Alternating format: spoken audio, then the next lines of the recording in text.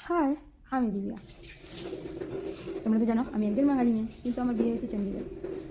আমি এখনই আসলাম অফিস থেকে, তা সেই এখন আমাকে করতে হবে রান্না। চলো আমি কি রান্না করছি তোমাদের সাথে শেয়ার করি। আর প্রথমে ফ্রেশ হয়ে নিই। এখন আমি হয়ে গেলাম ফ্রেশ, তো রান্না শুরু করা যাক। তাদের আমার বয়স ভাত বসিয়ে দিয়েছে, এখন আমি রান্না করবো। চলো দেখো আমি কি রান্না করি। দেখো সবজি তো আমি নিয়ে নিয়েছি, জি জি। এখানে আমি ডালও ভিজিয়ে নিয়েছি। ডালটা তো ভিজিয়ে নিয়েছি, ডালটা ততক্ষণ ভিজুক, আমি সবজিটা তো কেটে দিই। চলো সবজি কাটা যাক। এখন আমি দুটো আলু কেটে নেবো। আলুগুলো তো ছুলে নিলাম, এবার আলুগুলোকে না ছোটো ছোটো টুকরো করে কেটে নিই। এটা জানো, এটা দিয়ে কাটতে আমার খুব অসুবিধা হয়, খুব মানে খুব, কিন্তু ঠিক আছে কেটে নিই।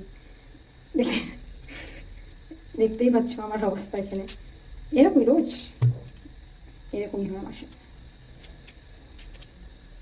চলো আলুগুলো এখন গোল গোল টুকরো করে কেটে নিয়ে যাক।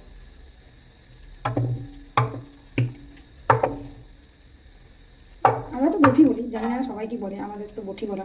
বটি দিয়ে কাটতে যে সুবিধাটা, সেটা আমার মনে হয় চাকুতে আছে। অবশ্য আমার চাকু দিয়ে কেটে মন ভরে না, বুঝি না এটা কী করে কাটে, খুব অসুবিধা হয় আমার, ভালো মনে কাটতেও পারি না আমি। তাও চেষ্টা করি যে যদি হয়ে যায়। ছোট বড় সব।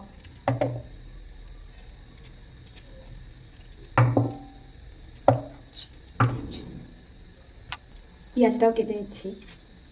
জানো তোমাদেরকে একটা কথা বলি, আমি কাল সরস্বতী পুজো ছিল, মনে হয় জীবনে প্রথমবার আমার সরস্বতী পূজা অনুভব করতে পারিনি, বা বুঝতেই পারিনি যে কাল সরস্বতী পুজো ছিল।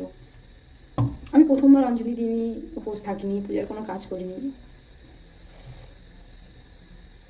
এমন ফিল হচ্ছিল যে রোজকার দিনের মতন কাজে গিয়েছি, কাজে থেকে বাড়ি, খাওয়া দাওয়ার ঘুমিয়ে পড়া। ভাবিনি যে আমার জীবনে এরকম হবে, সত্যি পুজো দেখবো না। সব সবজি টবজি আমি দিয়ে নিয়েছি, এখন মশলা করে নিচ্ছি, যেটা যেটা দিতে লাগে, পেঁয়াজ রসুন সব সবই দিয়ে দিচ্ছি, যা যা আমার প্রয়োজন সব।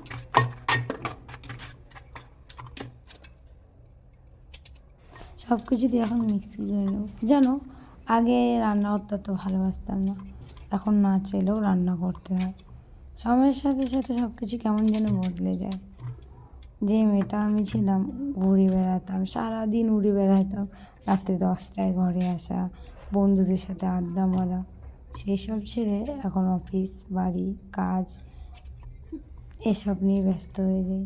না কারোর সাথে কথা বলা, না বন্ধুর সাথে এখন মেলামেশা, সবই প্রায় বন্ধই হয়ে গেছে। মনে চাইলে কেউ ফোন করে, নয়তো নয়। আর কথাও বা হবে কী করে, যেহেতু এত দূরে, আলাদা আলাদা সিটি আমাদের এখন, তাই আর কথাও হয় না, দেখাও হয় না। 3 মাস হয়ে গেছে সবার থেকে দূরে, দুজন একসাথে থাকি, এখানে ছাড়া খুব হর্ষণীয় অবশ্য। যাই হোক, এখন আমি রান্নাটা করিনি, তোমাদেরকে তো বলাই হয়নি আমি রান্না কী করছি। ডালের বড়ো সবজি, এটা বলতে পারো অনেক পুরনো, বা আমার দিদা মায়ের থেকে শেখা। যেহেতু বাড়িতে মায়ের রান্না করতে দেখেছি, তো এখন যা যেটুকু দেখেছি সেটা গরম থেকেই সব করি। ডালের বড়া করে সেটা সবজি করছি, কাজের থেকে আসার পর মনে মনে করি, কিন্তু করতে হয়, মন বলে না যে রেস্ট করতে পারতাম কাজ। আর যেন আমি ভয়েস ওভার দিতে চাই না, তোতলেই যাচ্ছি। কারণ কি প্রথম ব্লগ, এটাও দেখতে হবে, প্রথমবার ভয়েস ওভার দিচ্ছি। আর দ্বিতীয়ত 3 মাসে এত হিন্দি বলেছি, আমি বাংলা বলতে তোতলে যাচ্ছি, রিপ্লেরই আমি যে বাংলা বলবো আমি আমার নিজের জন্ম আছে, মাতৃভাষা বলতে পারো, আমি ছোটো থেকে বাংলা বলেছি, বাংলা পড়েছি, সেখানে এসে এত হিন্দি বলেছি 3 মাসে, আমি পুরো আমার জীবনে হিন্দি বলিনি, এত হিন্দি বলেছি। যাই হোক, আমি কড়াই গরম করে ডালের বড়াটা ভেজে নিই, তারপরে তেল দিয়ে হালকা জিরে সম্বা দিয়ে পেঁয়াজটাকে অল্প লাল লাল করে ভেজে আলু দিয়ে আলুটাকে লাল লাল করে ভেজে তার মধ্যে মশলা দিয়ে পেঁয়াজের মশলা দিয়ে খুব ভালো করে কষিয়ে নিয়েছি।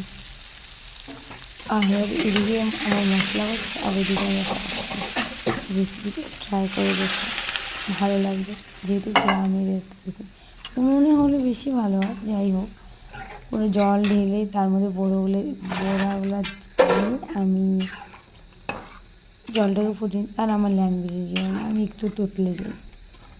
যাই হোক, জলটা এদিকে আমার সবজি হচ্ছে আর আমি সব পরিষ্কার করে নিই, কারণ একা হাতে তো সময় লেগে যায়। তো সব পরিষ্কার করে আমি ডালের বড়া সবজি করেছি। তোমাদেরকে তো বলা জানি আমি ডালের বড়া সবজি করেছি, জানি এত টেস্ট হয় না। এখন নিব নামিয়ে সবজিটাকে, তরকারি নামিয়ে সুন্দর করে নিয়েছি, কষার করে নেবো তরকারিটাকে। এদিকে আমার রান্না কমপ্লিট, চলো আমার বাবাকে খেতে দিই আর কেমন হয়েছে সেটা শুনি। যাই হোক, সব রেডি। চলো এখন করে নিই আমরা খাওয়া দাওয়া। আর তোমরা কি দিয়ে খেয়েছো সেটাও আমাকে জানাবে, আর আমার রেসিপিটা কিরকম লাগলো সেটাও জানাবে কিন্তু। আর সবাইকে শুভরাত্রি, রাধে রাধে।